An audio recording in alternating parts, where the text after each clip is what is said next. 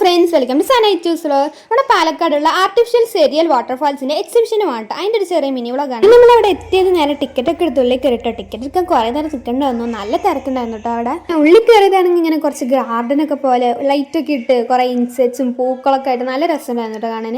അങ്ങനെ അതൊക്കെ ഉണ്ട്. നമ്മൾ നേരെ പുറത്തേക്ക് എത്തി ഇറങ്ങിയതാണ് ഗൈസ് നമുക്ക് ഈ സെരിയൽ വാട്ടർഫാൾസ് കാണാൻ പറ്റുന്നത്. ശരിക്കത്തെ ആ വെള്ളച്ചാട്ടം പോലെ തന്നെ ഉണ്ട് കേട്ടോ കാണാൻ.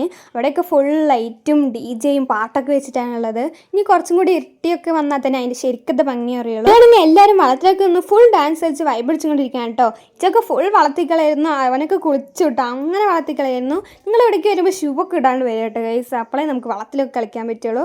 ഞങ്ങൾ കുറേ നേരം അവിടെ തന്നെ നിന്നു കേട്ടോ. അവിടെ നിന്നാൽ പിന്നെ അങ്ങോട്ട് നമുക്ക് ഇറങ്ങാൻ തോന്നില്ല, അത്ര രസമാണ് ഗൈസ്. പിന്നെ കുറച്ച് ഇരുട്ടി വന്നപ്പോഴാണ് അവിടുത്തെ ലൈറ്റൊക്കെ ഇട്ടപ്പോൾ നല്ല ഭംഗിയുണ്ടായിരുന്നു കാണാൻ. ഈ ഫുൾ സ്പീക്കറിൽ പാട്ടും ഈ DJൻ്റെ ഒക്കെ ഡാൻസ് ഒക്കെ കളിച്ച് നമുക്ക് അവിടെ നിന്ന് ഇറങ്ങാനേ തോന്നുന്നില്ല കേട്ടോ. പിന്നെ അതിൻ്റെ അപ്പുറത്തായി കുറച്ച് റോബോട്ട് ഡോഗിൻ്റെ ഷോ ഒക്കെ ഉണ്ടായിരുന്നു. അത് പിന്നെ നമ്മൾ കുറച്ച് നേരം കണ്ടിരുന്നു.